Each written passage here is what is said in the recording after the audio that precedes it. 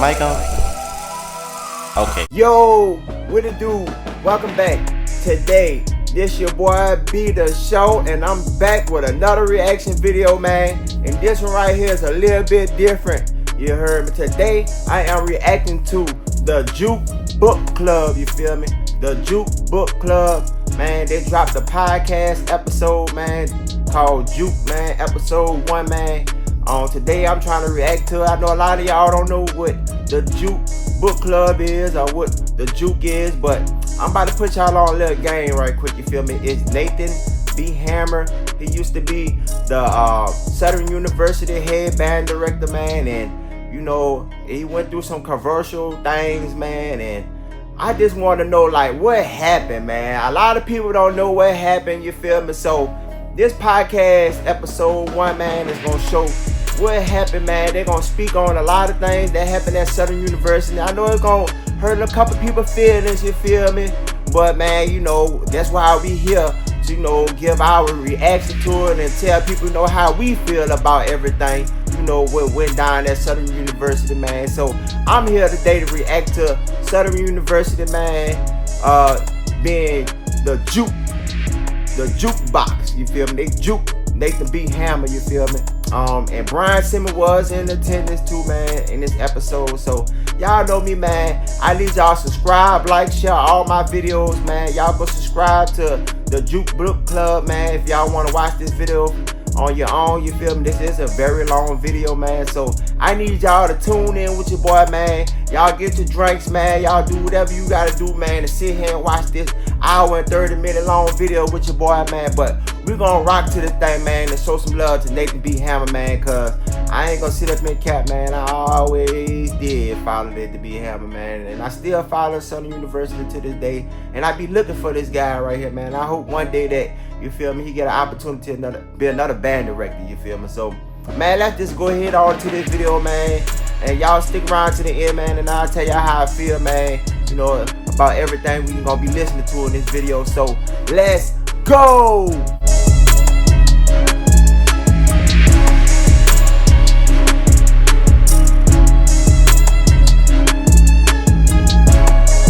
Right, and welcome to episode 1 of the Juked podcast, written by Nathan Hammer.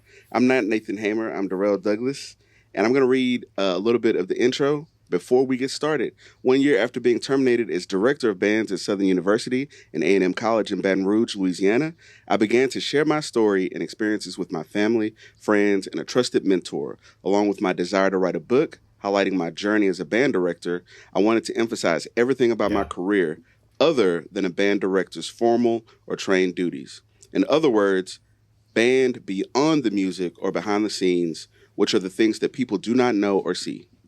Because I was still going through the legal battle of my life and arguably the biggest scandal that rocked the university, I decided it was best to wait until a resolution of the matter.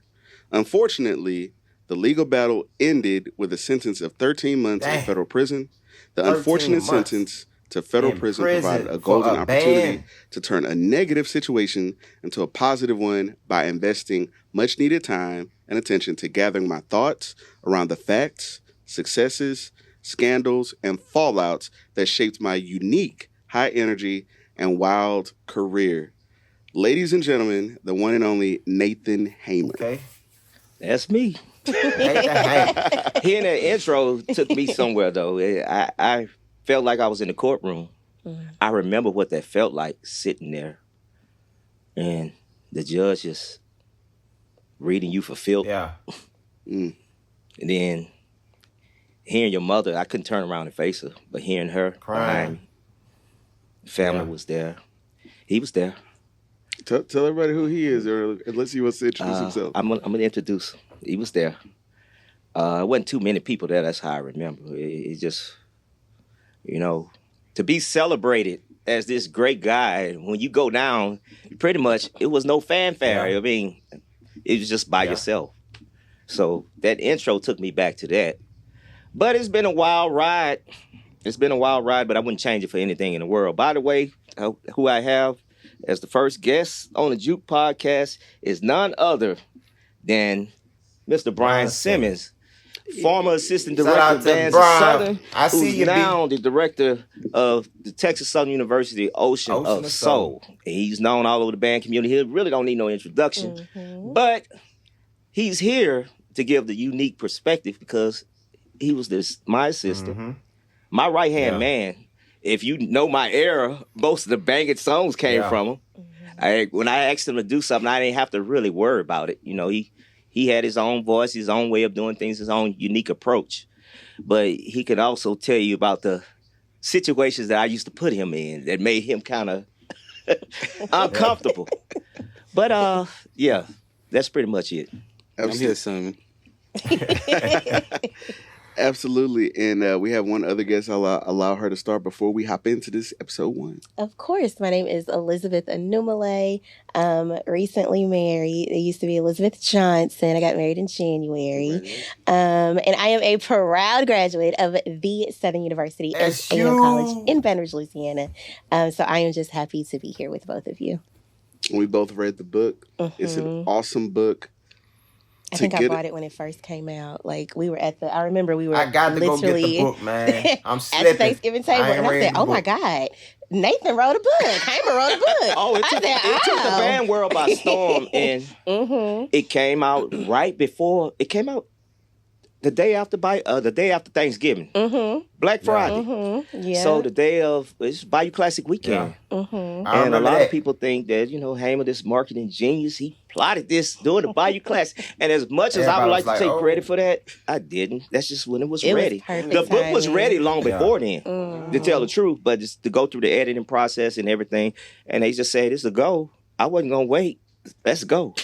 I didn't find out about it till maybe a couple of days before that. I don't know if you remember that phone call. Oh, yeah. We had a phone call on a Sunday. And he was just like, the book is done. I was like, oh. All right. And I was like, okay. He was like, yes, I've got a little bit of this in it. I got a little bit of that in it. I got a little bit of this in it. He kind of asked me how I felt about it. And ultimately, I didn't really agree with saying so much of stuff that happened with that band because of just my ties and affiliation and my philosophy behind it. But I realized it wasn't my story to tell. So with that, I was like, do your thing, bro. And then Juked. Yeah. Everybody's going crazy. Who the hell do you think he is? Everybody went crazy. In this corner. Boy, I'm talking about on social media. Was like, man. They were trying to ban Nathan, boy. What you say I was supposed to just go somewhere and die. Go to the corner. I say just crawl on the rock and die. Bro. But that's not me. That's not my DNA. And the purpose is bigger. It's about leadership. And I want people to know they're not alone. Like we feel like we're alone. We prideful. You're successful. You want people, like, the world see you how you want them to see you. When you're on top, you don't know what they really see. Wow. Like, he could tell you Mr. Simmons could tell you what he saw. But I know when I put on my suit, the cologne, and I'm walking and waving, this is the front. But on the inside, I was dying.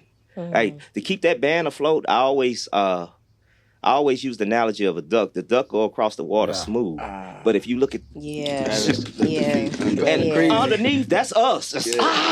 Inside, presentation. We together. Taking a picture. Crease in the pants. It's crazy, man. And I realized that I operate best under chaos. For some reason. It's just like, we have enough time today. Okay, here come the big game. We got a week. Stuff not together, and all of a sudden, here come the crazy, insane version of me coming out, and everybody just going to their corners. I don't know whether they like it or not, because nobody ain't gonna tell me nothing. So I don't know whether they like it or not. I kind of felt the vibes, especially off one person, but you gonna do it anyway. Do it. And it ended up working out. But why do we have to go through all of that? It's just insane, but that's how I operate. But I feel like, my daddy was a band director. He taught middle school, high school. My uncle, retired band director. Most of my cousins, I have 2 cousins that were in the band at Southern. But it's like a family thing. And then my little brother was in the band at TSU. Like, I feel like that's that's the story of HBCU bands. Kind of, it's a little chaotic. Like I would see my little brother and my cousins at practice, and it would just be crazy. And then, but when they get on the field, it's like perfect. Like everything's kind of seamless. I think that's the story of a good band like musician. football. Because to make your art great, it takes just all the emotions. You can't be happy all the time. Nobody want to hold hands and sing, kumbaya. No, we need some Mary J. Blige. Like, how dare you? You dirty mother. But within that pain, that tension comes a lot. I've been hurt a lot in this industry. And I've hurt a lot of people too. I ain't finna sit here and act like I'm just this big victim. I was the villain too. In this industry, you gotta be both. Gotta be good and bad guy. Like, I remember how it felt to be hurt, so I took that on and started hurting other people. Even if not intentional. And it forces, Even if not intentionally. Even if not intentional. The persona, the lights, the camera, the action, and you just turn into somebody. It develops into a character that you're not. It started the character who you are with a little edge, and then it just started growing into like, how did I become this used car salesman? The used car salesman, I used to laugh when you always said that. The used car salesman came from like your inability to say no. No is a magic word too. Like it's a sentence. It's a magic word. It's a sentence. It's all of that, but it's a trap door. No comes with consequences. Yes comes with smiles. Right. Yes, always. And as long as you keep telling people yes and getting them smiles, they don't know where your yes coming from. They don't know if you enjoying it. They don't know if you really supporting it, or they don't even know if like you know who to play with and who not to play with. But as long as you keep giving me what I want, I'm gonna keep taking it. So you doing that, keep saying yes, sure, yeah, we're gonna, yeah, sure, yeah, we gotta go to the Super Bowl, we're gonna blow them out next week, But watch this. The insanity came on the other side of for all of what you was giving them. The insanity came on for what all of you was giving them. They weren't giving them back. And so give, and that's just taking. Because we was playing the game in the beginning. Because we needed what we needed, which was a lot of stuff. But we was always there. And we didn't get half of what we was promised. I mean, when I say half, that's a lie. We didn't get nothing. We didn't get 25%. So, I mean, I'm being a little offensive right now. A $2 hoe, she can walk out the room and say, I got $2. But with me, you didn't give me that. So when I walk around, you just slayed me. Hey, and I say me, not me, the program. Not me, the program. So you gotta get there a came a time where I money, said, okay, I'm going to develop a strategy where I could say, man, forget them. I'm going to go do this on my own. I promised the freshmen in 2014, that was my first class, craft class, that when they graduate, by the time they graduate, we'll have all new instruments and a bigger scholarship package. I promised that. I said that boldly, but on the inside, I'm like, how you gonna make that happen? Like, by the time they were seniors, it happened. But at what cost? By the time they became seniors, it happened, and I was out the door. I came in with them, and I left with them. Well, the ones that graduated, some of y'all still there. I would hope not. Oh, Lord. They know it's all good. So Juked is the name of the book. Where does Juked come from? Originally, I thought it was because Southern University, human jukebox. But then I understand there's an athletic term that means juked as well. So where did that come from? It's a play on words. Juke. We call ourselves the Juke. I'm a Juke. Brian's a Juke. If that's a person, if you remember the band, that's a new concept too. We're all Jukes now. But we're all Jukes. So a person is a Juke if you're a part of the band. Juke means to be. The original name of the book was actually called Scapegoated. With goat written in all caps, escape and all that. It was supposed to be, but it's just too much. So Scapegoated ended up developing to Juke. It's simple. Like we Jukes and I was Juke. So Juke. That's true. And to tell the truth, that's the truth. But the real reason why, how can I piss off the most people in Southern community? That's the truth. And they knew that. Yeah. But I had to give the backstory too. That's some truth, but the real truth, I want He to made piss him off. everybody mad, Why, boy. bro? I want to I punch him gotta in the go face. read the book. To that end, one of the things that stood out That's to just me, what I do. without giving any spoilers, because we don't want to give spoilers, we want people to go and buy Juke. One of the things that stood out to me, you described points in the book where you didn't play the politics that you were supposed to. You were damn good as a band director, but as head band director at a university, there's a political part of your job that you just were not willing to play. If you could do it all over again, would you have done it any differently? No. Knowing what I know now, no, I wouldn't have. As far as the politics, as far as what got me in trouble, yes, I wouldn't do none of that. I would have just let it fall apart, because what would have happened? We wouldn't have had no more instruments, no more uniforms. The stuff was falling apart. And as a director, I could have just let it fall apart and let the alumni just take over. I actually tried that approach. If you type in YouTube, a message from Nathan Hamer, 2014, those words exactly, you will see me in the band hall with the instruments. It's just like, we got to do better. And after I saw myself a year later begging people, man, I had never do that again.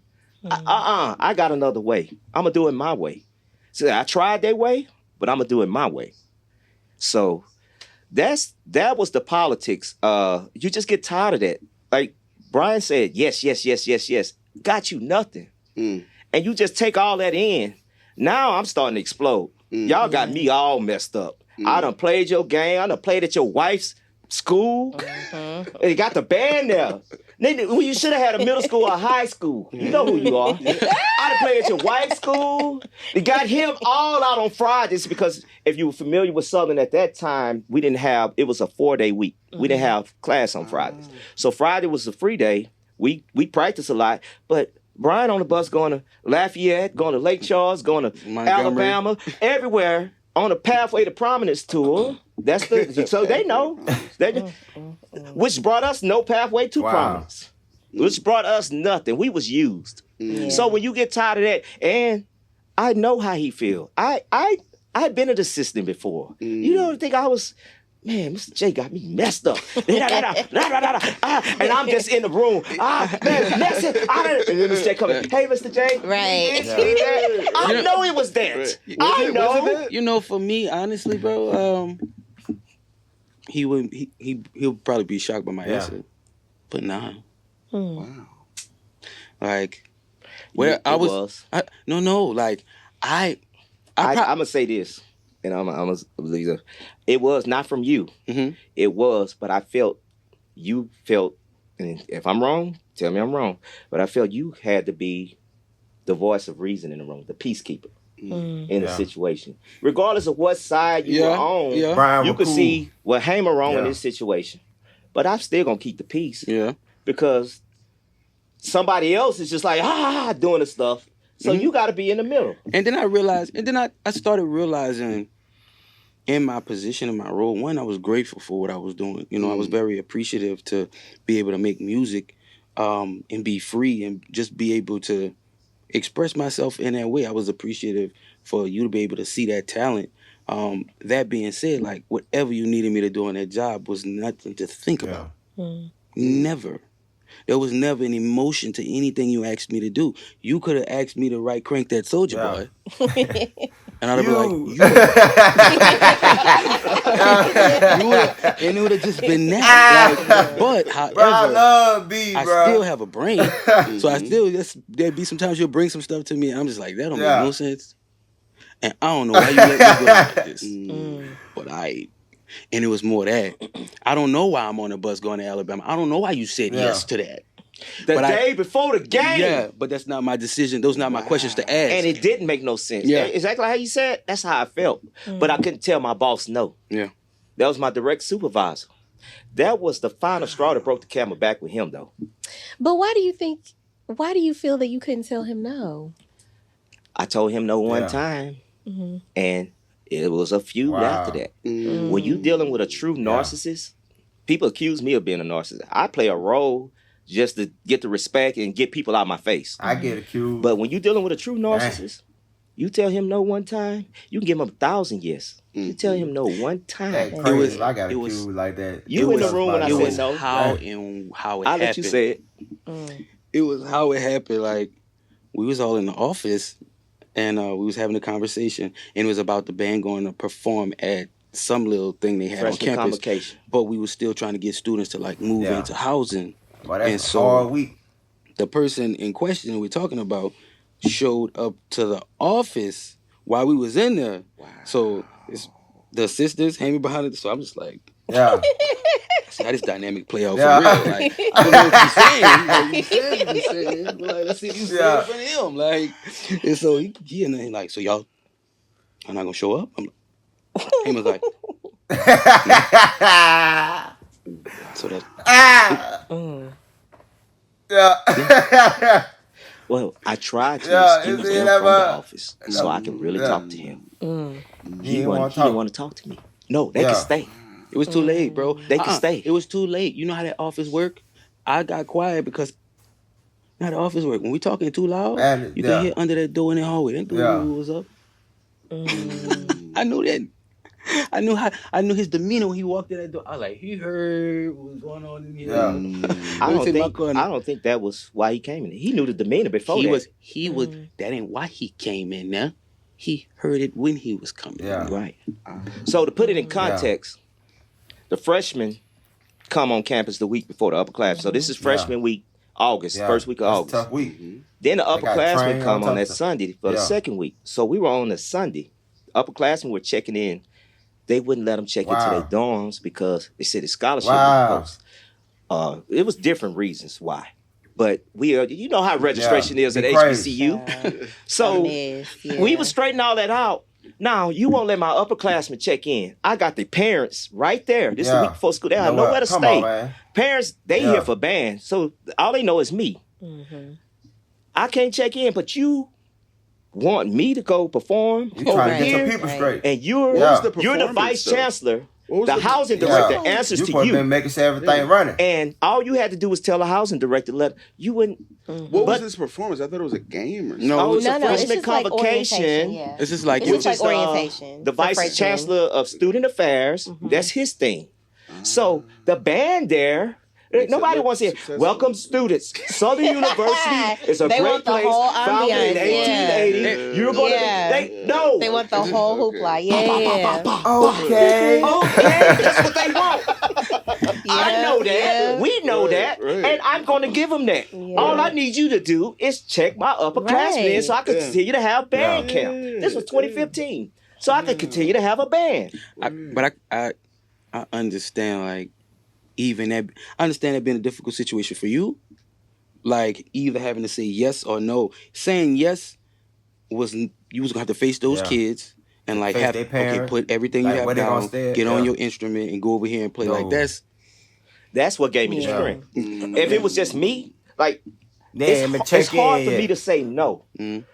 A lot of times, but when you messing over the kids, I have a reason. That's when I get my boldness. Like, oh no, high school kids just coming in from the but you ain't do nothing for none of my band students. You promised one of the assistants, not him, and not the current director, a small raise, and because you got mad at me in that situation, he ain't getting that either. Right. Yeah. And you want me to continue to play politics? It's like, little boy, let's get off this campus because I'll show you who I really am. Like, I'm about to.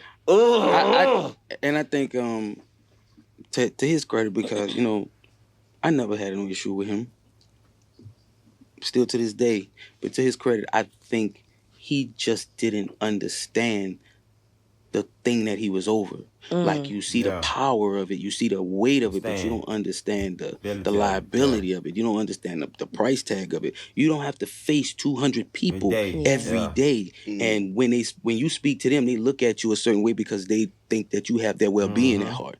He didn't understand that. He had an event, and the band is under me, and the band need to be there.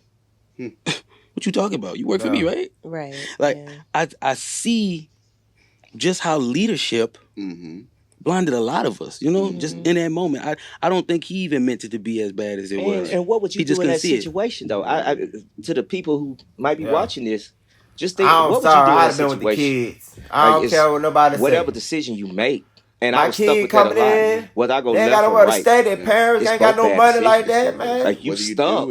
you do it, and it's like now you've set a precedent. Especially And you get now spent money the too. students respect you a little less. Mm-hmm. Parents respect you a little less. Your staff don't respect you as much. And that was going to be my question to you. A lot of respect. You're the assistant. Mm-hmm. You're one of the assistant band directors. You see this go down. What are your thoughts at the moment? Did you agree with his decision? And how would you have handled it differently? Like, as it in real time. Brian, me, see how y'all dressed up in nice and suit, and I got this on because it's Brian. On Saturday, when you call me, you want me to do a podcast at 11, I'm going to wear what I want to wear. So Brian as the man, yeah, I agree with it. Yeah. Brian as the assistant, yeah, I agree with it because I'm looking at the band director to defend the band. Brian as the current band director now, I wouldn't have did it like that. You wouldn't have did it like that. I wouldn't have did it like that because it's a domino. It's a domino. Like when you put that into movement, y'all stop communicating. Y'all was from that point on, it was what you wanted versus what he wanted, and y'all was in opposing sides. You know what I mean? You got that right up. You wasn't, when you try to talk to a person, you wasn't getting clear communication. You know, you had, I think he's up to something. You probably in your mind thought he thought the same thing. It was over with after that. So for me, I probably wouldn't have reacted that way because I know we still got to do business later. I get what you're saying. And like once it turned to war, ain't no going back, as we can see. I didn't want to be. I should have never been in that division in the first place. You should not have been put in that. Which the university later on that semester ended up correcting and putting me under academic affairs instead of student affairs. But that whole experience, it was just hard. And looking back, I did a lot of wrong things as far as my temper, as far as my hot-headedness. It's a lot of things that I wouldn't do today. I can't believe I said that. This dude went off the first game. The first game, bro. We didn't three different times. We didn't put on the uniform. No, 3 different times. Fat Bobby. Remember Fat Bobby? Okay, his first game. Go to the corral. Yeah, Fat Bobby. What's Fat Bobby? Fat Bobby played tuba. From, Why you call it tuba? Everybody Fat called Bobby. Fat Bobby cool. Shout out Fat Bobby. Fat Bobby, dog. Shout out Fat Bobby. So, Fat Bobby was getting dressed. Hamer told everybody, he's like, hey, y'all need to be on the bus around this time, such and such. Make sure you have this on. Go in his office. People loading the bus. So Hamer come outside his office like Fat Bobby was like taking his time. Now, Bobby ain't having. I think he having a wife or something. What I know about him that he don't realize I know is when he's nervous and anxious, he gets aggressive. He was nervous and anxious with the first game. It was a lot of things. Like it was just a lot of pressure. This is his first game. You mean as head band director? Yes. Oh. So when he get nervous and anxious, like when he like this, that's coming from almost a place of fear a little bit. So he waiting for everybody to get in the bus and Fat Bobby taking his time.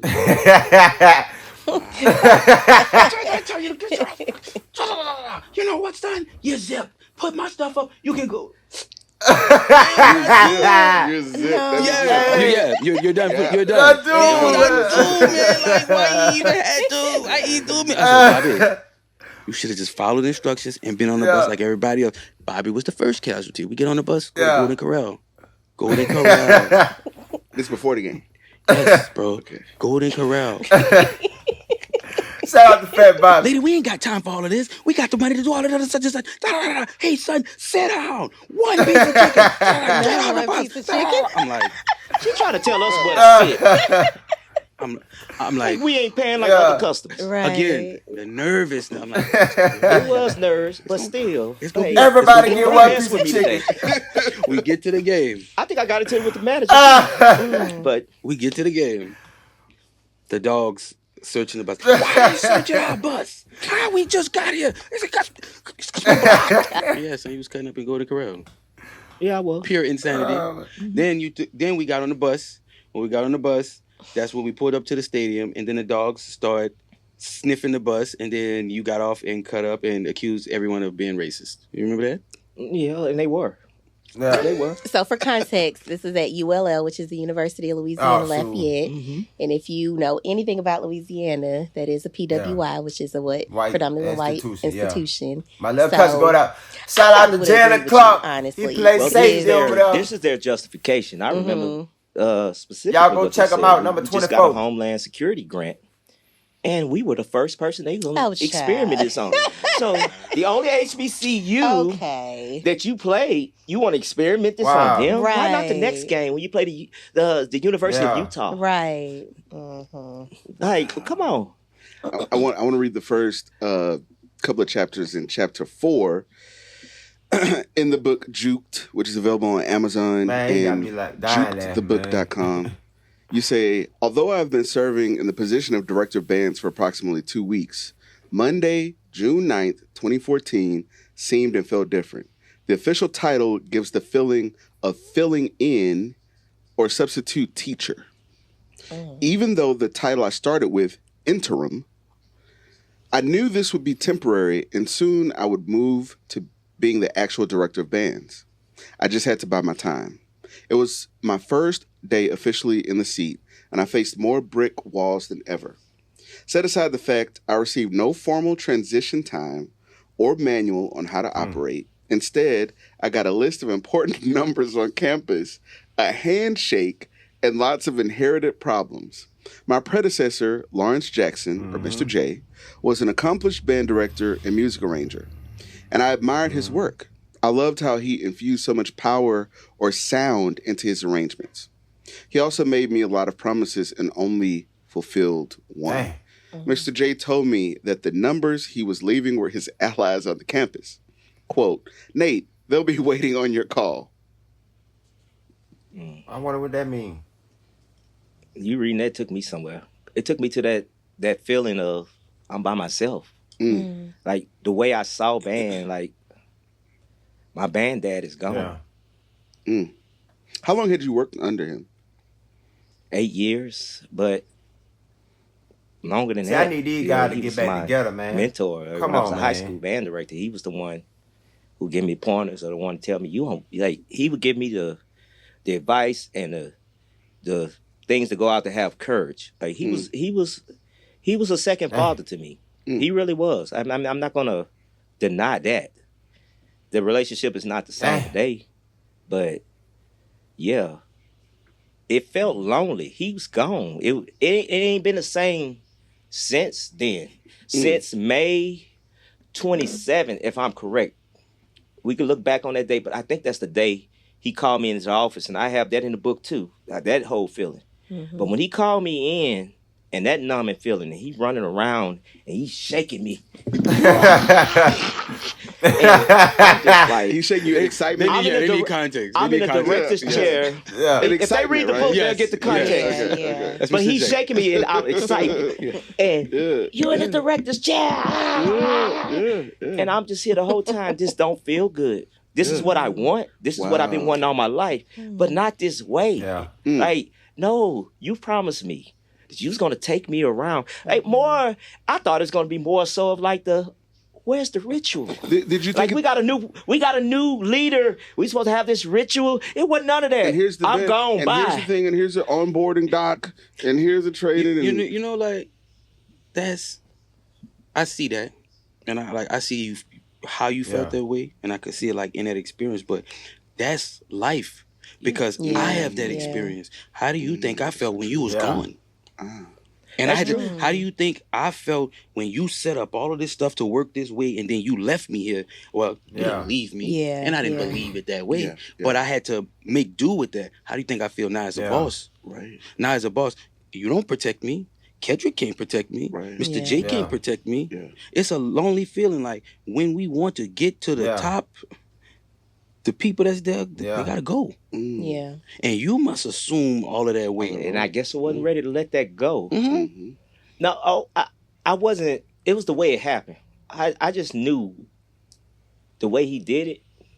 It was a surprise. Yeah, it could have been better. Like he called me. It's in the book, but I was also the director of Louisiana Leadership Institute. That was our LLI's feeders all-star high school band program. So I was getting ready for practice. Long story short, I was getting ready for practice at LLI 4 in the evening, 5 in the evening. I don't remember the time. Going home to get something to eat real quick, and he calls me.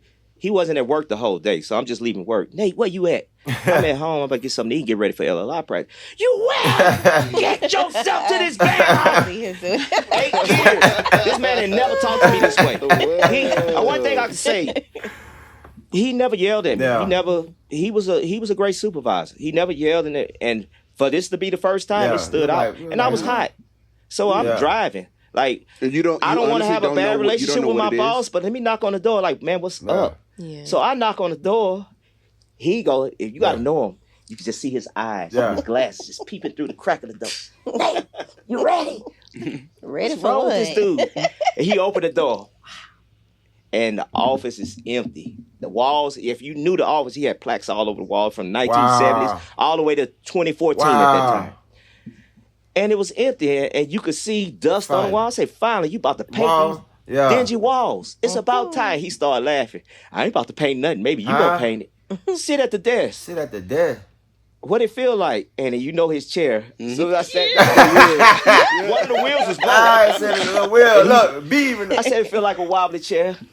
He said, no, what it feels like. What he was trying to say is how it feels to sit behind the desk. But I'm so slow.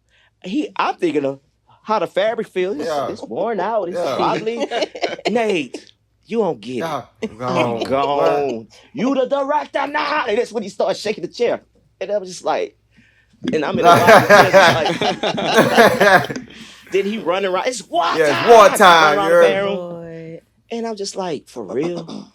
And perspective. In that moment, he felt free. It really was That's war why time, he was doing that. He felt light as a bird. He was running. He had bad knees. You talk about his knee. You couldn't tell that day. He running. You'd have thought that man was 19 years old. And I felt like I was his age in that one moment. Because he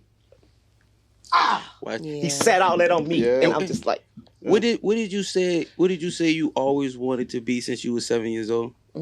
What did you say? The director. He gave you that. He don't need nothing else. It ain't owe you no ritual. He ain't had to be fun. He had to you fulfill your dream. Like childhood dream. It's less of me defending and it's more of understanding like we all have our own like situations. Just like you said he was free. He was free. He did it. He did right by you. He kept his plan. Hindsight looking back, he don't know me. Yeah. I'm just telling you the feeling of the moment. And we just felt abandoned. But do I feel Mr. J owe me? No. So shout out to Mr. J, man. That feeling to getting you in and the rest what everybody know to I'm on top of the hill. Lawrence who? Lawrence Jackson. I got this. And how old between were you then? both of those feelings, I kind of lost myself. How old 36. When I became director, I was 36. I'm 36. I remember finding out that you were going to be the head band director, and I remember thinking to myself, damn, Southern is going to be unstoppable because they're going to have Hamer for another 30 years. Boy, like he gets I'm talking the ball about, and it was not playing. When I first got the job, I said, I'm finna be here longer than Isaac Red. And he was at 36 years, 36 and a half years. I said, I can do 40. And after 1 year, I said, no, I can do about 15. After 2 years, I could do 10. It kept decreasing. And I stayed with 10. Really, my plan was to leave at 45 or 46. I'm 47 today. And if it would went my way, I probably would be the chair of the music department, if I had to say. And he would be the director of bands. Doing his thing. But 10 years of that, doing... That would have been crazy. I'm hoping I'm making sense from all over the place. Kendrick. But you got to understand the chaos and what we created. We created a monster, a social media monster, which means 10 years of work in this new era is equivalent to 30 or 40 years in the old era. Because you do one show, it goes around the world 10 times before the week is over. It made us work hard. You don't get your Pete shows. When I was assistant, I was the only arranger for 4 years. Internet was hitting in 2010, 11, 12. But it was still a different time where I could kind of call the same song the next game and it still had the same effect. Right. You Same. can't call Nope. something and everybody go crazy over. Yeah. And it had the same effect the next week Seen because that, everybody they see it on seen it YouTube. already, They yeah. studying. They seeing what the dancing dolls doing. They seeing what the band doing. Yeah. Everything you're saying, It's the I real agree. truth. But I also acknowledge like we created that problem. Yeah.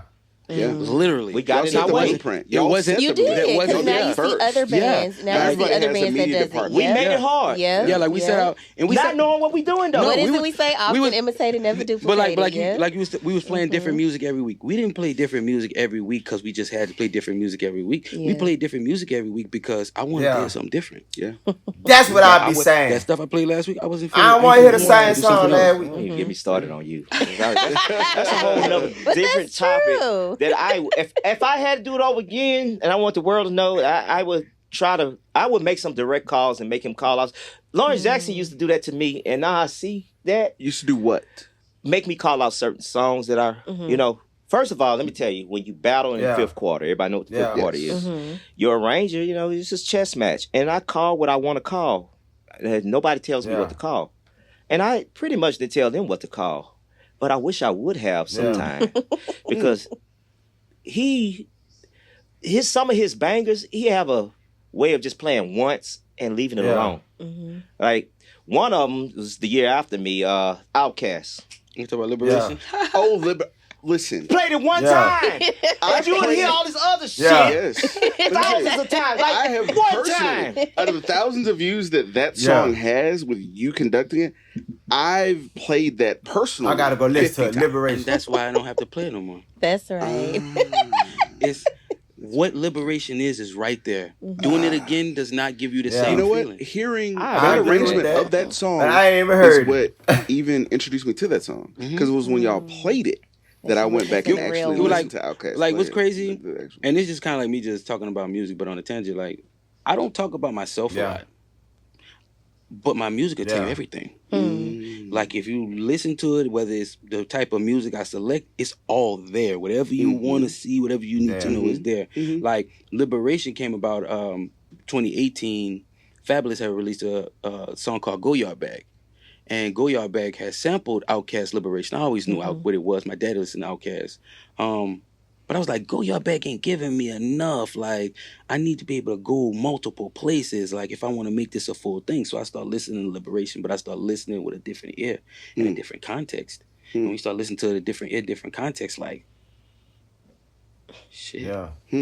He got better after I left. Shake that. That made me mad too. Shake that load off. That made me mad. Wow. It made me mad. He was good. He was great while I was there. Yeah. And it's growth too. Yeah. So Yeah. he's supposed to get better. I mean, Yeah. just But amazing. just the arrangement. selfishness It's like, in me. wow. So like something as simple as the Whispers, old Yes. school, Come on. rock steady. Mm. I heard that and I was pissed off Yeah. because that sound Yeah. was the Southern I grew up on. Yeah. And It's very mature. that was my vision of what I wanted to bring back. And maybe it was there when I was there, but I didn't have the time. You know the chaos. You don't But now understand. we talking about 2018. Now I'm sitting down. I ain't got nothing to do Listen. but listen. Appreciate I can that. appreciate now. So maybe he was doing that for me, but I couldn't appreciate it at the time. I was doing what you did and what I thought you wanted. Like you was my band director too. So I'm looking at how you picked things, how you selected things, how you actually wrote it, how you did that. And I just went off of that and kind of just elevated it a little bit. Like, okay, this is a Hamer era type of thing, but we just gonna go a little further. When you left, I'm in here by myself. Yeah. Like, I don't know. Can you talk a little bit about that? Like, B, how you this were in a was. very interesting position. Yeah. Because it's like when mom and dad divorce. Yeah. And What it's you- just like, who you I go don't to. know, Yeah. some weekends, Yeah. I'm over here. And like, My thing with it was always, I was always the guy, like when we had sat down and had conversations, I was like, oh yeah, so let's talk about it. But people didn't want to talk about it because it handles things, everybody handle conflict differently. Yeah. do you do like yoga or something or meditative? You're like, So you seem calm, like the yin zen, to very Hamer's zen. yang. Really? Watch this. You want to know what was crazy? Yeah, what's that? You want to know what's crazy? 10 years ago, we was always turned up. Everybody was turned up. Until I saw them turn him to Swiss cheese. So that impacted, like, so it's almost like you have PTSD. Yeah. Oh yeah. Like you heard he said he was band director for 4 years and got fired. Yeah. No offense. It's the truth. I mean, it's in the book. Yeah. I'm just saying it icy. Like I just served that icy like that. But he was like band director for 4 years and he got fired. Like for me, it was always in the back of my mind that I had to make it past 4. Yeah. Mm. Like that. Like I hate to use that word, but that ordered my steps in such a way to whereas like longevity. Yeah. Let me ask you, what was it? And I'll say this: I would say I don't look at your 4 years as something that like ended. I look at like that was your purpose. Yeah. That experience of those 4 years, You a catalyst. you can check that off your list. It was a goal. You did that. Right. So now the challenge becomes, how can like, we do better? now you're an author. Yeah. Like you wrote music, now you wrote books. My question to you, you worked with him for how long? He was band director. He was my band director for 4 years. Assistant band director for 4 years, and then I worked with him for 4 years. So 8 years. you could say a total of 8. 8 years. What about you working under Hamer Time? Like, what are some of the things that you take with you as you're now head band director at Texas Southern and doing an amazing job, by the way? Thank you. Yeah, he's doing an They amazing sound job. beautiful. Listen, Thanks to it's you. I like- say that Yeah. all the time. I literally cap. look and it's like They sound like that good. next year, and then that next year I'm like, oh, look at this. It's like they sit up straighter. Yes. There's a It's cleanness. structure. There's a, you know, my brother's a band director, and it's like the dynamic, the like, it's like, oh, this is but And with Hamer, I think people don't understand is he's a genius. Yeah. yes. He don't know that. Mm. He don't know that at all. Mhm. Like all of this right now. You see how we doing all of this? Everything. He's Yeah. it's gonna work because it's you. Period. It Yes. don't matter Yes. what's going on. He don't see that. I think we're both insane creatives. So those 4 years, like, it was just a creative space. Like, we was always just throwing stuff on the wall. Okay, you see how the band like made this straight line? Okay, now let's make them break in half and then do a circle and do this. Is that possible? Oh, I don't think it's possible. Yeah. Like, what do you think about the band playing this song? Man, I don't think nobody could play that, this, that, or the other. All right, watch, let me go figure it out. It was literally us in our zone. It was literally us in our passion. He taught me to never be afraid of doing what I want to do, even when other people can't see it. And that's what I'm doing here to show this. He taught me to teach people how to accept my no's by not always saying yes. He taught me that we like the winner, but we don't want to see you win all the time. Like, like you said, my you're so zen. What is that? Like, and I was up and I was turned, but I saw where that was leading, not for me, but him. And I saw there was no longevity in that. I saw that eventually, like, these people will turn on you. You're gonna piss someone off, and your situation will be the same, if not worse. You know, so if this is something that I wanted to do for the rest of my life, like a book, I don't necessarily want to be an author. I want to be a really good band director and beat everybody I see. I want to be the villain in everybody's story. I would have been the best person if it wasn't for that damn Brian Simmons. Like, there's no more I want out of that. Yeah. So with that being said, like, I see him every day in a way. When somebody approaches me with a situation and somebody at the school might ask me a question that might make me internally feel like, hey, man, then I realize when Hamer responded this way, it got like this. But against this person, it was like that. Then instead of the other, it's almost like a formulaic. Like, every day. Every day. But I just really try to make sure I just encourage him, you know. The 4 years that he was band director, we were so busy, like, creating. A lot of our friendship kind of went away. He started focusing more on running the band, and then he starts getting into so much politics and everything. Like, we wasn't having certain conversations like we used to. I was just seeing you. Yeah. I was seeing whatever you had going on, and I'm like, I don't know what this is, but you know. But that's kind of the thing, and you probably see it too.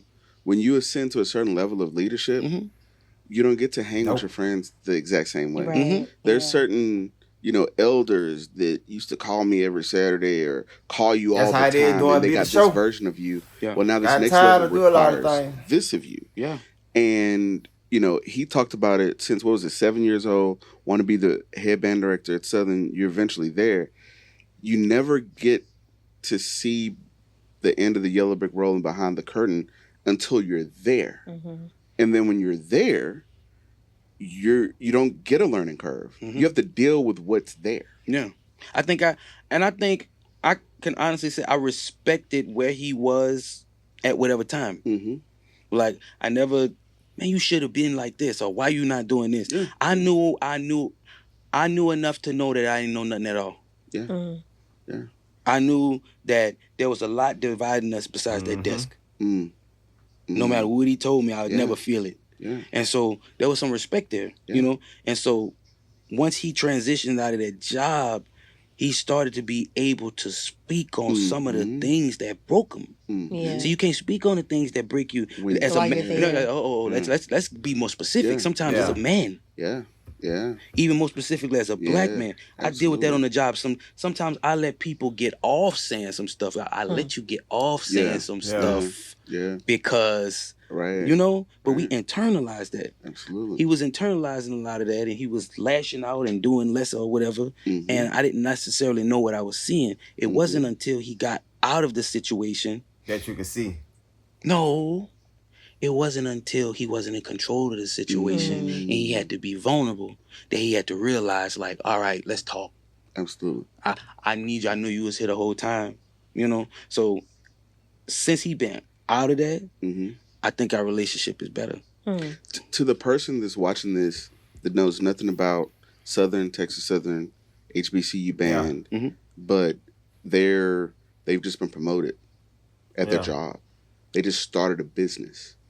And they're in that tug of war of who they used to be, and now this new role that requires a lot of you that you didn't even expect. Now you are not only speaking for yourself, you can't talk the way you want to this donor or to this board member or to this certain alumni. Like, it's a whole puzzle. It's a whole minefield that other people don't understand why certain decisions are made. There are people who probably watch a football game or a basketball game and wonder, why did they throw that play? They don't know the whole picture. They don't know everything that you know. What advice do you give that person that is feeling juked? Man, that's a good question. Mr. Henry, you can go first. You might not want my answer. No, we do. I mean, you really just have to call stuff out in real time. I'm sorry. Like, I internalized a lot of stuff that I never should have. And if I could do it all over again, I wouldn't change the drama. I would just change the way I dealt with it. Because the drama made for good music. It made for great bands. All that bad stuff, the internalization of things we were doing, you don't think that affected the music? Yeah. Like, you don't think that's why people was going crazy? Like, it can't always be happy. The best music come from places of pain. Mary J. Blige, come on. So, that's the best music when she's in pain. This whole relationship that we had as a staff was horrible as far as friendship and as far as just day-to-day business-wise. But as far as being an artist and being a musician, it was a great environment. Like, we fed off of each other. And we didn't even realize it sometimes. Hey, Brian pointed out some things. Like, the few times I did arrange tunes when I was head band director, some things that I would be putting in the tunes that I wasn't doing when I was the only arranger. And it'd be like, okay, you messed over such and such with that one. I mean, that wasn't even my goal, but when you hear stuff, you just start infusing it in music. So they affected me because they were writing most of the music. And I was still Hammer Time, but I was putting all that stuff in. So we all fed off each other. But as far as personally, I wish I would have called it out in real time. What you mean? Like, Dr. Taylor, I'm going to say it. he and I didn't have the best relationship the whole time. We got along. Yeah. And I really want him to hear this because I'm really talking to him right now. We got along, but I tolerated you. I never really liked you. But I never really got an opportunity to know you either. I just know what you presented. And to me, we just going to work together. I should have had a conversation with him. Now that you're on my style, as a leader, I should have handled that differently. Yeah. And we possibly wouldn't have been friends, but we'd have had a better working relationship. This is all about work. Y'all at work. Oh, we probably would have been friends. You never know where it would have gone. But it's something just like, man, this was me. Yeah. And I would tell Brian all the time, you don't know how to let stuff go. It's me. Man, F that. You dead to me. So when you dead, you dead. Do what you need to do. Forget people. And get out my face. I literally do. Like, literally, I've been at gatherings. Out of sight, out of mind. Just remember, and I'd be like my brain has erased Man, that's them. some real words, man. But, wow, I would say, you got to remember your why.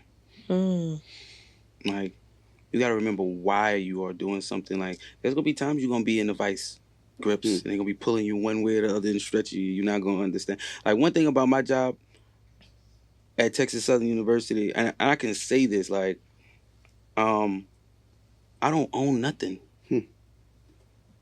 No matter how much work, blood, sweat, and tears I put on it, it'll never say Brian Simmons. It's not for me.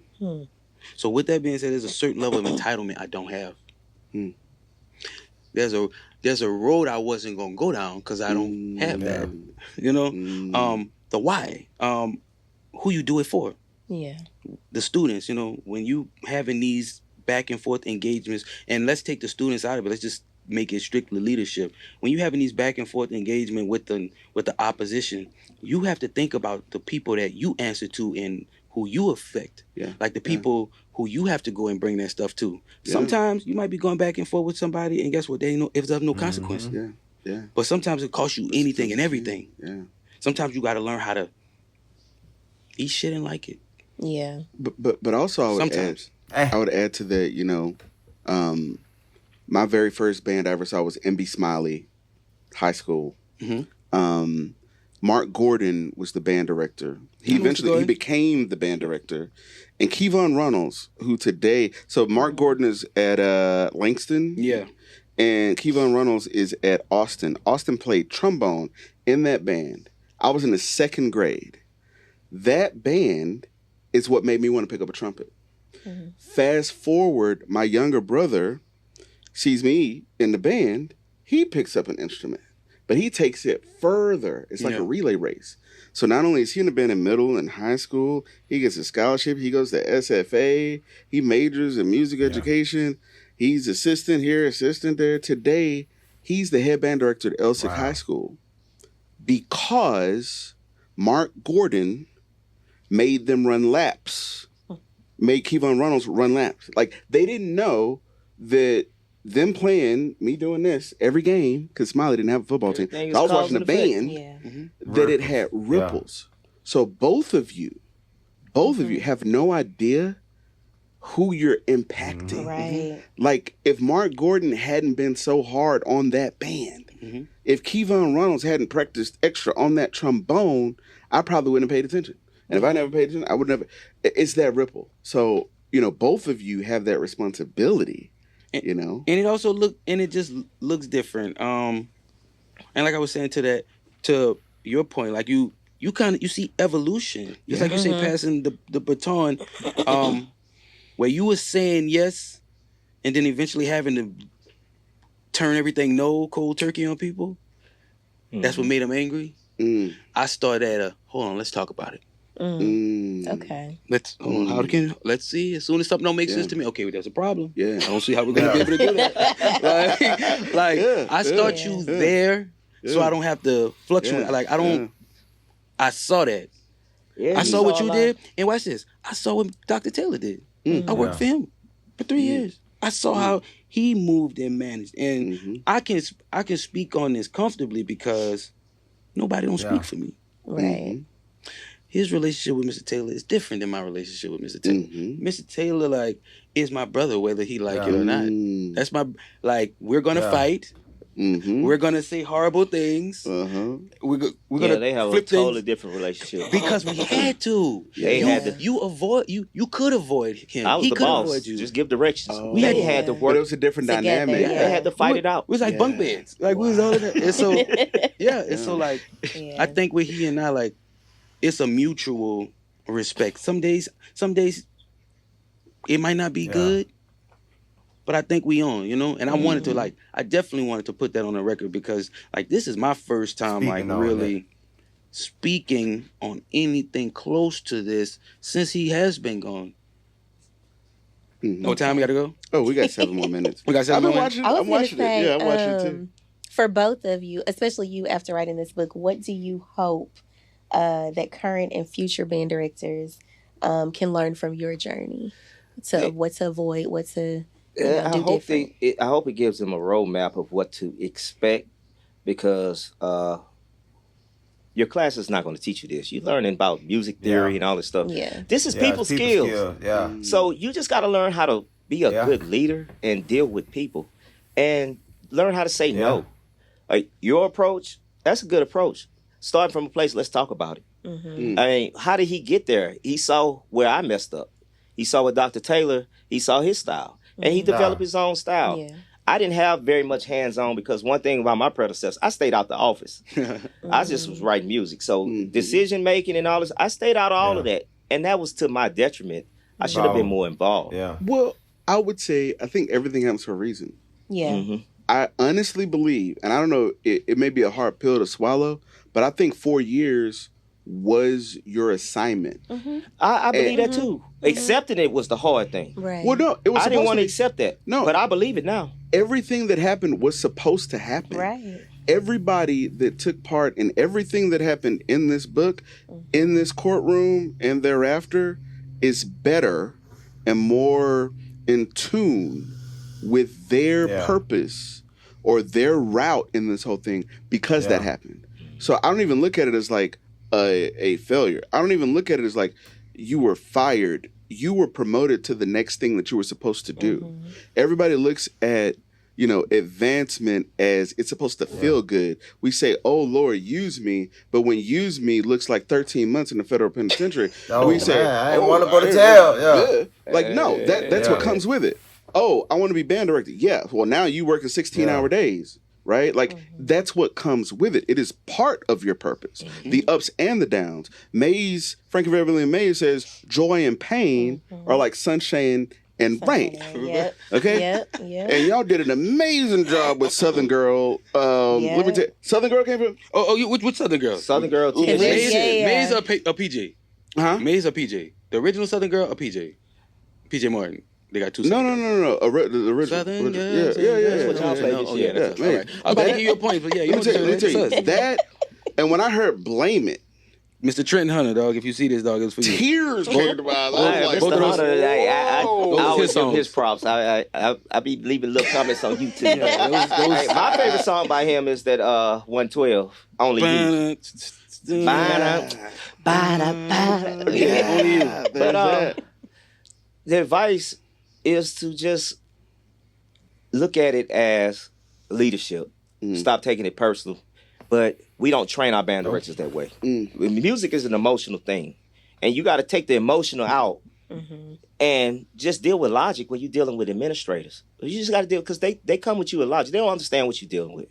So the best approach is to be like, okay, let's talk about it. My supervisor, I think it was a special case, though. It wasn't an average supervisor. We had to deal.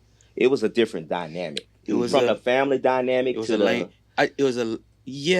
But there was a language barrier.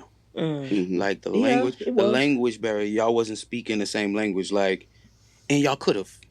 But the time was never there for that. Yeah, and I don't think they were supposed to. Like, what people have to understand, like, when you look at Michael Jackson, we look at Prince, we look at like all these people that you cannot be normal.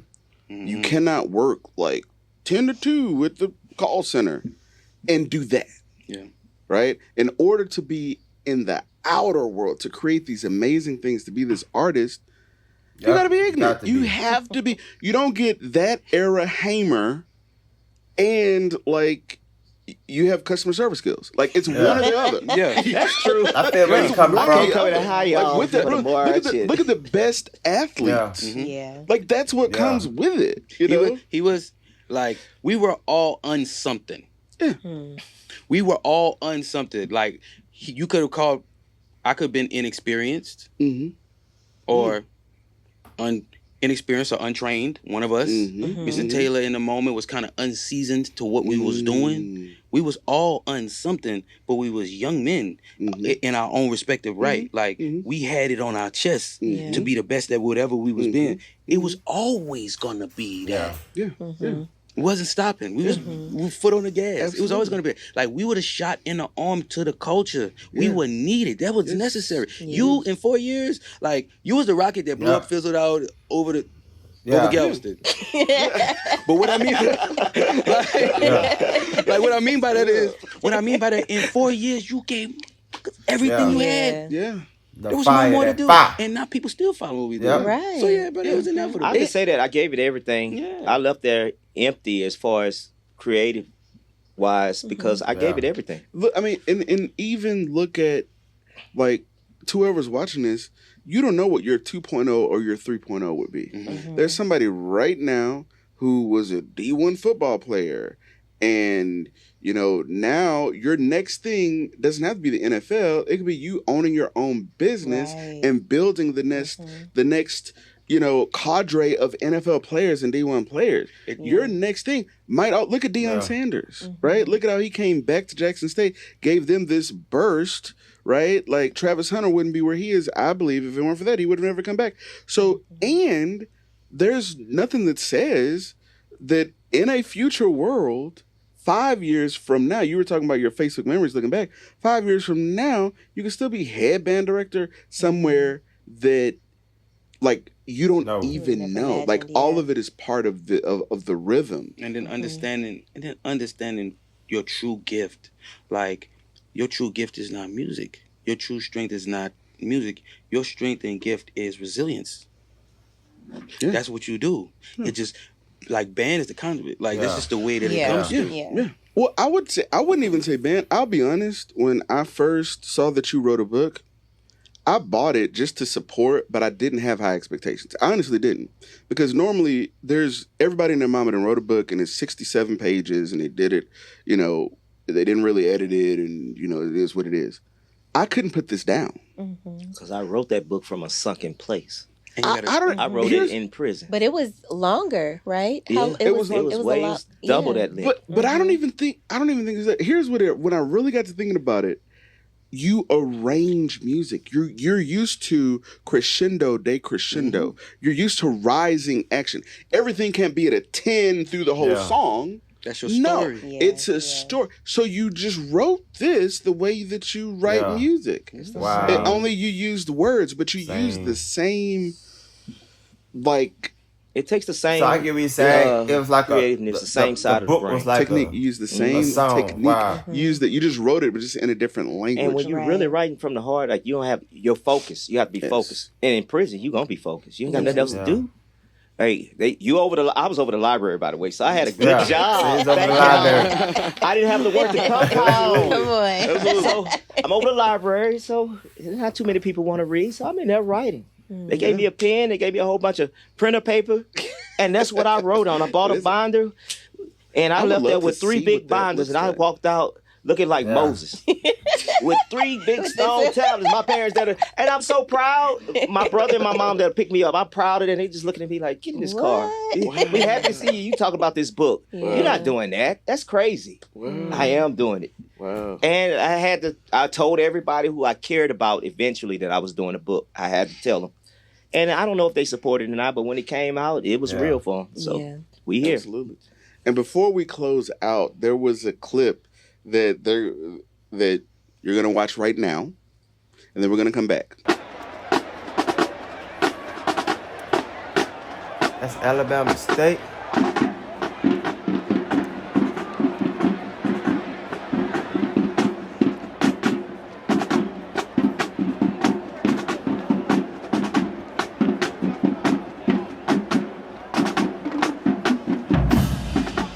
Hold up now.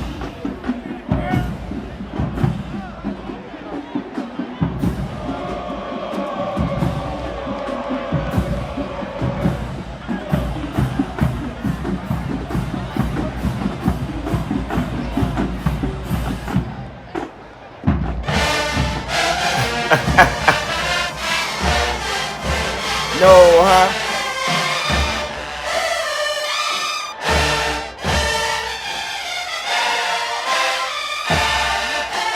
No, they blow it on the phone.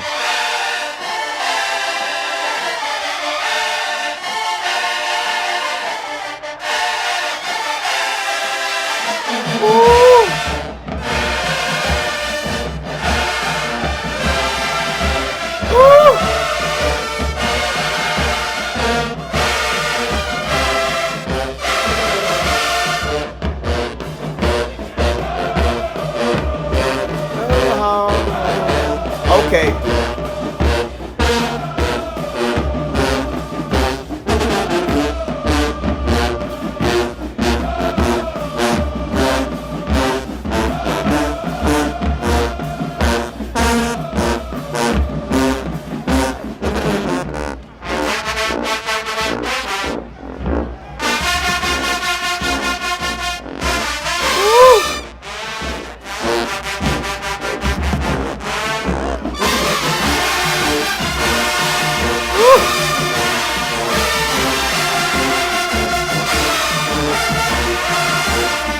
Oh my God! Boy, the mellow was not playing, boy. Oh my God! Woo! Lord!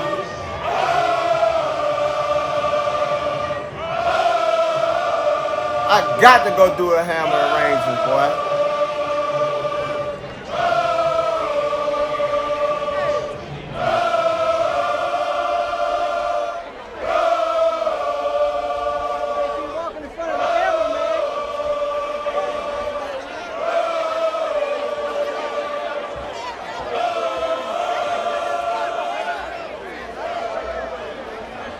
We're back. So SU 2015 versus Alabama State. I love Alabama State. Oh wow! I'm gonna tell you why. I love Alabama State too, Most y'all. people don't know that. So you're a headband director. You get the opportunity to promote Taylor. Mm-hmm. Simmons doesn't get a promotion. Simmons is assistant. Taylor was promoted to associate, was the upper level assistant next in line to the director of bands. He did get a promotion. 2017, yeah. And I remember seeing a look on his face. Nobody ever told me anything.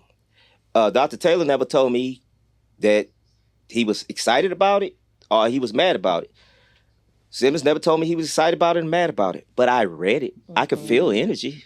Not with Taylor so much, but with him, I felt it. I felt the disappointment. And I probably would be, not probably, I would be pissed off too. Yeah. If it was, I was the assistant and he did that. Mm-hmm. I never gave him an explanation why. He found out after the fact. He know why now, but in real time, he never got an explanation why. And why was it? I was an appeaser. Yeah. I felt that I can convince people to like me. Oh. I knew that he was working against me. Yeah. And it was going to tear the program apart. He was questioning a lot of things. And I just, if I could only just get him to see that I'm a good guy. Not to mention the things that I was doing in the book, robbing Peter to pay Paul just to pay his salary for 3 years because the university refused to cover it. And that's just a fact. And that's not his fault. So that's not an attack on him. Mm-hmm. That's not his fault. But it was just after that, when I found out he was still upset, that's when we really start taking a downward spiral because I started taking the gloves off. I was mad then. I'm like, man, F it. And how did you, in that moment, I mean, today you're director of bands at Texas Southern University, but at the time, you see your colleague get promoted and you know you're more experienced or how do you feel? It was a divide, a split. Mr. Taylor's was more experienced at the time, and that was the thing that made it make sense to me. Mr. Taylor had gravitas. Yeah. Was it academia? Like he had a better degree? He just taught longer, and he did have. I think he had his master's degree at that time. Let me plug this in, and I'm gonna let him finish. Brian was hired to be assistant director of bands. He crossed the stage the second week of May. He was hired in June. So within 3 to 4 weeks of graduating from Southern, he the assistant band director. Kendrick Taylor was a high school band director for about 6 years before he came to me. So Kendrick was more seasoned. Brian came fresh from, hey, we bandmates. Now I'm your assistant director. Listen to me. And that's the dynamic. Wow. And I understood, like, I always acknowledged like Mr. Taylor's experience. So when I found out that he got promoted or got the promotion, that wasn't what surprised me. I just didn't understand like why it wasn't a conversation. You know, I was slaving around there. At this point, how long had you been at Southern? This is 4 years. So you were 4 years too. Yeah. This was the fourth year. All of us was we was on there. year 4. Yeah, this is 2017. All of it. This was the last year. Everything. So this was the beginning of my last year. Everything that he wanted was trying to work for. He finally got. New instruments coming in. Well, we got money now. So now we talking about salaries. Yeah. But we missed that, but we go back to that. But it was just sobering. Like I was happy for Mr. Taylor in a way because again he was experienced. He had it, and he deserved it in that way. I wasn't happy in my end because I knew I actually worked for it. Like if you're gonna create that position, think about who you have in mind when you creating it. Like think about that person who you knew deserved it. But I'm a prideful man. Like, you know, sometimes I keep my silence for my dignity. Like I'm not gonna tell you this, that, or the other. I'm just gonna accept it and I'm gonna move on. And that's just what I did. But I wasn't happy about it, but I understood it. I also understood how the dynamic was difficult on his side. I didn't understand all of his struggles because he didn't communicate. But once he started communicating towards the end, I was like, oh, I see why you do that. Why you ain't just say that, son? I called Brian up one random day. I ain't gonna go into details of the conversation, but I called him up one random day in the fall semester of my last year. It was fall 2017, towards November around the time. And I say, Brian, what's up? Hey, man, I'm tired of this. And I just started talking. He say, what? And he say, I thought it was just me. Finally, you make sense. He just started talking. I'm gonna put this on the record. I felt gaslit for 4 years almost. Wow. Wow. I felt gaslit for 4 years, and I can't, like, me saying that right now, I ain't never tell him that.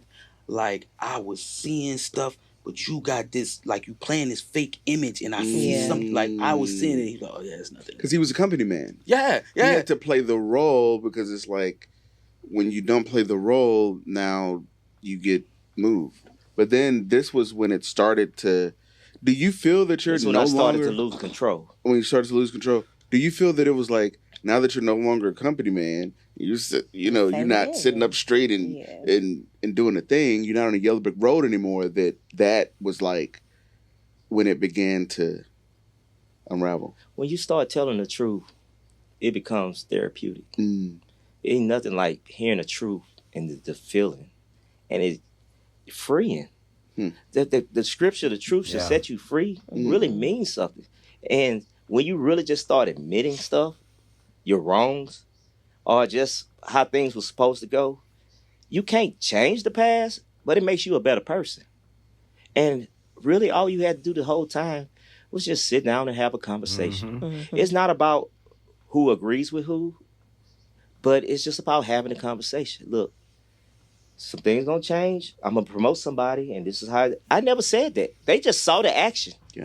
I didn't tell them nothing. They just saw the action. This is what we going. I'm the director. And you this really is how we gonna move. You don't have to explain. You don't, but you should in some cases. In some cases, should. But that especially also, when you're dealing with people money. You gotta explain that. But that kind of trickles down, like not only in band culture, but also in nonprofit, for-profit. Like, I have business, I have nonprofit. There's sometimes Darrell just gonna say what it is, and I don't have to explain anything, and I'm not gonna explain anything. But then there are other times when it's beneficial. But there are times when you need the head band director to pass it to the drum major and the section leaders, and the people just take it because we got a da. And it's different with they're us. Not old. It's a different dynamic because it's not like passing down something through the chain of command, and I'm at the top, and I'm the CEO of this band. We were family. We spent too much time together. Like, everybody didn't love everybody. It wasn't always. It's like a real family, arguing and all that stuff. We were family. Thanksgiving come, we eating together. Right. Mm-hmm. And then we was all trained of a certain culture of like how when we look at you, we didn't look at you as our boss. We had to look at you as the band director. And when you look at the band director, you always taught that from the beginning. When you first came in the band, it's the authority. He's all knowing. He's all of this, even the things that you don't agree with. You first don't thing you learn as the freshman. You don't cross him. You don't do none of that. Like chain of command is important. So I might be sitting across the table from you telling me some stuff I don't like, but because that's beaten into us who the band director is, we're gonna follow. I'm gonna let you get off. And I know we're running over on time, but this is really good. For you walk across the stage, and then you go right into being assistant band director. Mm-hmm. People who you were just marching with, you're now telling them what to do, and that's just that. That's not an easy transition, because the juniors that are now seniors, the freshmen that are now juniors, the sophomores that are now juniors, the freshmen that are now sophomores, we were just marching with you. Yeah. And now you're this other person. We took shots on Bourbon Street, and now you're... Can I answer that before he answers? Yeah. Because he has a better answer than me. But I'm answering it from my perspective, because I had to hire him. Yeah. And I thought about this situation. They always respected him through those years. Wow. Even when he was a freshman. I can't say what he went through, but he was respected. They knew who he was from day one. He was writing music for the band as a sophomore. By the time junior came, they knew his name was on it. Sophomore year, his name wasn't on it. It was my name on it. He was ghostwriting. By the time the junior year came, he got it. So senior year, Mr. J asked me that I should have caught on to that then, but I didn't. Who gonna be your assistant one day? This is 13. He said, if I leave, who'll be your assistant? And I said, probably Brian. I told Mr. J. He thought about it. Yeah, that's a good idea. And at the time, Brian is in what because year? he could have crushed me. I had much faith. You're what? Senior. He's senior in the band. Senior. So when I told Mr. J, Brian, I was a little bit nervous. Because I didn't want him like, I know Mr. He got no, nah, he need to. Mr. J didn't say none of that. I was nervous, and he probably could have crushed me, probably made me second guess my decision. But he looked at me, he thought, and he paused. It was like a nervous 15-second pause. He was like, yeah, that can work. He got them, and he gave me the confidence. So that I was setting the next era up, and I didn't even know it. Because for next year, I thought it was, I knew I was going to be the band director, but I thought it was 2016. I didn't know it was going to be 2014. Wow. And potentially, if you would have never made that decision, he might not be the band director of Texas Southern today. Yeah. Everything's cause and effect, but I think whether I made that decision or not, Brian was already a music major, and he would have been something, and he would have been making some. You can't hide talent. He would have been somewhere high. Right. Yeah. But he like in another universe, in another version. I ain't had no other choice, but I ain't gonna even sit here and play that because I ain't had no other choice at the time. Yeah. You saw the explanation earlier, shaking the chair. Who am I gonna hire? You already knew. He was the first hire. Yeah. It was. Matter of fact, he wasn't. He was a pizza man. He tell the story. Wow. I'm like, Brian, we gotta wait on HR, but I'm gonna pay you out the foundation. Yeah. I think Brian quit his job that day. Work. I went in and put to Papa John's at like 10 a.m. I was the only delivery driver. I was ready to start my shift, and so like it was like putting everything in. I had to get the pizza, and like I'm in the middle of the delivery. And he called, hey, I need you to come up to the school. HR, they finally gonna run the paperwork. Hurry up and get here. I'm like, all right. I still had like 3 orders left. I took that shit. Say, bro, I got to go fill out some paper. Like, we gotta go fill up paper. What are you doing? You the only rapper we got. Like, no. Like, so yeah, I left that thing. But as far as like the bigger question, what was it like? Man. It was cool, man. I didn't set myself up for failure by trying to be somebody I wasn't. I didn't have to come in there and be like, y'all just saw me graduate. I was just in the band with y'all last year. Y'all, like you said, we was just on Bourbon. I didn't come in there and a year later. Yeah. That's fake as hell. Yeah. So I'm getting up in I think we had a real genuine relationship. I needed them to understand I'm the chef, y'all the ingredients, and we're gonna cook. Yeah. That's what we're gonna do. And it became more interactive. They became more invested. When they became more invested, I got their mind. And when I had their mind, That was the game plan. So I think that it was really easy for me because I didn't try to fill a space that I couldn't. Like I grew into it quickly too. Quick, I ain't never telling this story. It was one day I was gone. Just around the time I wrecked the car, that's in the book. I came back to practice, and he was on the podium. Y'all was playing Star. You just passed it out. They just polished it. Yeah. So they were just standing. You know when they stand up, you got it. And I heard it for the first. And this is like upperclassmen only been like 2 or 3 days. I said, "This is my band," and he up there running my band. And I didn't say it in a jealousy point. I'm like, "This is my band. Like we sound good as." I was so happy. But I think I communicated that in a sense of anger because I didn't want the kids to get full of themselves. Like, hey, y'all got more practice to do. Y'all need to sit down. On the inside, I used to go in my office a lot of times like, shit. Damn. That's so. That was a time that I had little moments where I can appreciate stuff. Like they'll be in the band hall, him or Dr. Taylor going on with music.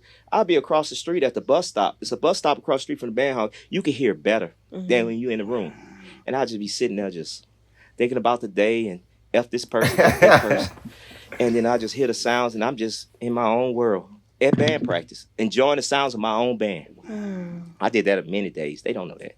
Wow. Favorite arrangement? Of his or mine? Yours. Of yours. And then of each other. Oh Lord. I can't do that. My favorite arrangement of his, I can't do that either. It's too many. Give us two. Off the top of your head, first two you get. Number one would be something people wouldn't expect because it's not a banger. Brian write a lot of drill songs, so you don't see that in the stands. You don't see him conducting. But number one, just because when I heard it, I said, "This is Southern. This is the sound I wanted." Rock steady, rock steady, and it's so many. I can't pick a second one because what about this one? What about that one? Yeah. What about this one? But he has so many hits from day one. And then your own. You gotta pick one.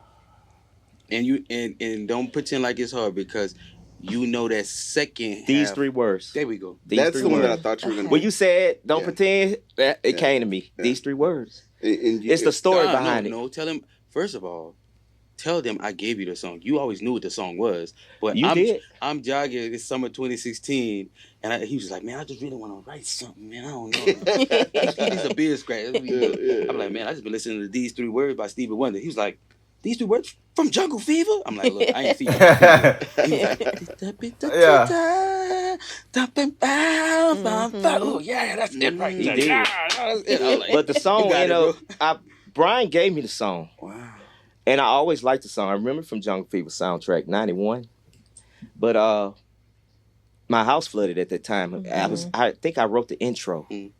And I just remember a lot of stuff going on. I was just like, man, then trying to grab it in the house flooded. I don't have a house no more, and I'm still trying to write this song. Now I'm finally listening to what Stevie Wonder's saying in the song. And now I'm sitting here crying just like a deer. But and that's in the book. So the meaning of it. He mentions that. The meaning of it. But Brian was the one who brought that song. I was searching for something for the Queen City. And when he brought that, I knew it was gonna work. When you wrote that in the book, and for those of y'all that buy Juked at jukedthebook.com or on Amazon, when I read that part, I stopped and I went to YouTube and I watched the video on YouTube of you conducting that song while that was happening. And it was like, wow. And it's very few times I remember like being in real time on the ladder conducting. I did it a lot, but it's very few times I remember actually how I felt. But in that time, it was slow. I was up there forever and it was draining. I was sweating. It was draining. And I felt like I put everything I had at that time in that song. And the audience appreciated it. It came out how it came out, but it's my favorite because of the meaning. But I have a lot of favorites. It depends on my mood. Like if I want to slap somebody, I had a favorite for that one. If I want to punch somebody, I had a favorite for that one. If I want to just finesse somebody, I had a favorite with that one. So we have categories. And then I know your favorite of mine. I know what you gonna say. Do you? All right. I don't know. I think I know because you told me you liked it. I got a few. Because the difference is I'm a Hamer era musician. So a lot of stuff he wrote I played. Like we had to learn it, like when I was in the band. So there's a lot of stuff I tell him, like, this was fire, so this was fire, and it'd be so insignificant to him. I sent him a clip of Big Things Popping by T.I. the other day. Like, I was like, son, this was one. He was like, oh my God. But I think your overall best body of work outside of these 3 words is probably I Wish I Wasn't. I Wish I Wasn't. And you was maturing to something else. Like, I was hearing it, I'm like, man, like, you ain't never write this close. I didn't understand it in the moment until the textures start coming in. But also, I Wish I Was, it was important because he mentioned something earlier, he slowly started to use certain things that we was used. So, if you listen to I Wish I Wasn't, you're going to hear a little bit of Mr. Taylor, a little bit. You listen to I Wish I Wasn't, you're going to hear a little bit of me in there. You wasn't doing that. Like, you was hearing that in the bedroom. And you was like, and it became a natural thing to you. But then you start putting all your own personal touches on it. I Wish I Wasn't made room for these 3 words. It made room for stuff like Let It Burn and all of that other stuff. And then you was writing stuff in your second half that you felt you was passionate about. You wasn't wasting no time on that. My favorite is I Wish I Wasn't, just for one, just to be funny. I'm gonna say the one I didn't like, but it was loud. I Hate You. Yeah. By Zero. Yeah. I Hate You, B. That's the whole purpose of it, be loud. I hate you. That bar is gonna be loud. That post is just ignorant, like, but fans love it. For me, my favorite arrangement, I'm weird like that. I think my favorite rap song, I like emo stuff. Like, I like August Alsina. So I like Testify. I wrote a song called Song Cry. Speaking of, that's making a return. I'm seeing that a lot. Testify. For real? On social media. Like, people, that shows you, he wrote that in 2014. It wasn't that popular, but the arrangement was banging. But people are just starting to really appreciate it. True. I mean, they've been appreciating. I want to count that out, but a lot of people catching on. A lot of people weren't aware of my prior career. So they joined in band today, and they were like, "Hold on, you're here. Hold on, you was there." Right. And they watching this like a treasure chest of things. But my overall favorite arrangement for myself would probably be like "Set Me Free" by Teddy Pendergrass. That's when we didn't get to play it live because it was in COVID, but it's on YouTube. We did it in the band room. That'd be my favorite for me. Awesome. To wrap it up, if you could go back and speak to yourself at the highlight or the height of your career, what would you tell that Hamer? That you don't have to figure this thing out. That you don't have to know it all. Like, when you look at your predecessors, you don't know their struggles. You know what they tell you. You don't know how they feel. You just see somebody who you had confidence in. So I have to hold this thing up to the level of Dr. Isaac Greggs or Lawrence Jackson, who both I respect highly. And I wasn't even worthy to be in the same room with them. And now I got to hold this up. So you are worthy to be in the same room. You ain't got to figure it out. They had their own fights and struggles too. So I felt like I wasn't prepared, and I felt like I was the most ill-prepared director that was ever there. Because if it's leadership is a lonely feeling. No matter how many people encourage you, at the end of the day, you're the one that has to say yes or no. And your yes or no affects what everyone else have to do. My yes affects how he's going to move. My no affects how he's going to move. So you have to take all of that in consideration. Absolutely. Awesome. Hey. Well, this has been amazing. Last words. I'll give last words for me first. Juked the book. Buy it. If you're part of the book club, comment below. If you're on YouTube, go join the book club. Liz? I think you definitely reminded us in this book that there is life after loss. There's purpose after pain, and there's joy after being juked. My favorite scripture, I always quote it, is Jeremiah 29:11, and I think that's your story. But it says, "For I know the plans I have for you, says the Lord." It don't say nobody else. Then it continues and says those plans are to prosper you, not to harm you, to give you a hope and a future. And I think right now, this is your hope and your future. You just gotta realize it and sit in it. So buy the book, comment, like, subscribe, whatever, get it. I'll let you go. I don't even know what I'm gonna say, but I'm gonna be honest. I'd like to say, man, it's an honor to share this platform with you today. It's not very often that we can sit and have these types of conversations like in front of people, even though we have them all the time. From the first page to the last page, I was around for majority of it, but I want you to know, like, my faith in you never wavered. It would never matter what you did or what you didn't do. Like, when we met and once we started working together, we made magic. We was brothers for life. Like, me sitting here talking about this, it was a little awkward for me because, like, I very much still love Southern University. Yeah. I have my issues with them, but they're my issues. But I still love them too. Yeah, but I put all that aside because I'm going to always show up for you. So I want you to know, Juked 2, the movie, you might want to go do something else. Whatever you want to do, you can count on me to be there. Yeah.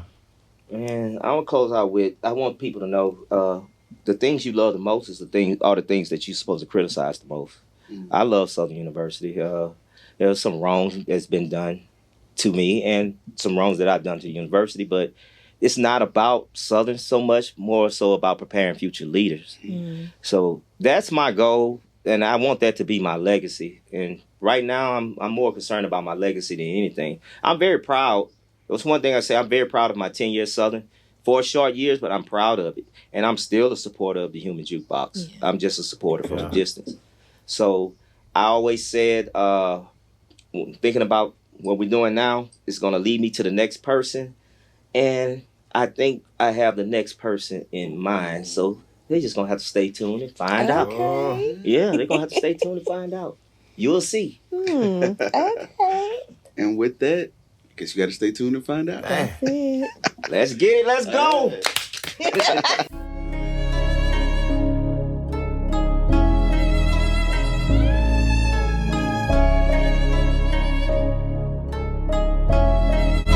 I guess that's the end right there, man. First of all, I just want to give a shout out to Nathan B. Hammer, man. I want to give a shout out to Brian Simmons, Kendrick Taylor, Mr. Lawrence Jackson, anybody who was mentioned inside this video, man. I don't want nobody to feel no type of way or no disrespect from Be The Show, man. But, you know, my reaction from listening to this whole hour and 30-minute video, man, and I'm not gonna sit up here and cap with y'all, man. I feel the pain, I feel the resentment, I feel everything that they possibly could have went through. And the number one word that keep playing in my mind and my head is, all it takes is for you to sit down and have a conversation, man. And life, a lot of people don't have conversations. You know, we just go AWOL, we lose it. That's how people get murdered. That's how things happen in this world. You know, crime happens because we don't sit down and, you know, resolve conflict, man. And I see that it was a lot of conflict, you know, headbutting, but it still was greatness happening. Like they say, artwork happening. You know, we might not get along as persons, we might not like each other, but we still have a job to do. And, you know, I take that every day in life, man. You know, everywhere you go, man, try to be happy, try to be passionate, try to show others respect. You know, that's why I built this platform, Be The Show, to showcase things like this, man. The Juke Book Club, man. Y'all go subscribe to their channel, man. To recognize, man, greatness, man, in people. And when people go through things, man, how you can overcome it. Put other people on how they can overcome, you know, situations that they go through, man. And man, it's so much, man, in this video, man. just watching it, man. The number one thing that hurts me the most is that all these brothers can't sit down and just have that conversation, man. We got the first step, Brian sit down. Now we need to get the other two there, Lawrence Jackson, Kendrick Taylor, and I'm pushing this out there because I know these people out here from Southern University watching, you know, just for him to say ASU, man, he love ASU, man. I seen the kids all night, man. I remember 2014, man, when they played Beyonce's song, bro, and it was blowing that song. And Nathan B. Hammond, man, written the most beautiful song from Beyonce, man. And it's just the passion I seen, man. When you say, man, we had songs, different levels, song for the blow you out, song for hurt your feelings. Like, that's the stuff I like, man. It was competition, it was fun. You feel me? And it should always have been fun. You feel me? Sometimes you gotta be hard on the person. Sometimes you gotta be nice. You feel me? You can't always be the winner. Sometimes you got to lose. Sometimes I lose on views. You feel me? But one day I get them views. Sometimes I lose on subscribers. One day I get the subscribers. You know, but keep pushing, man. So that's what I got from this video, man. Watching this, man. I'm really hurt on that these brothers, man, you know, still might not have the bestest relationship. They might not talk to each other, but they've been around each other, man. And I hope that one day they could mend these relationships, man, and bring it together, you know. I hope one day Nathan B. Hammer become another head band director somewhere, one of these universities somewhere in America, because I know they looking for head band directors out there, man. You know, to keep his legacy going like he said he trying to do. So, man, that's really all I got off from this, watching this, man. It was great content, man. I'm looking forward to seeing more from over there, man. Especially from Brian Simmons, also, man, from Texas Southern, man. So, I need y'all to subscribe, man. Like my channel, man. And I'll see y'all later.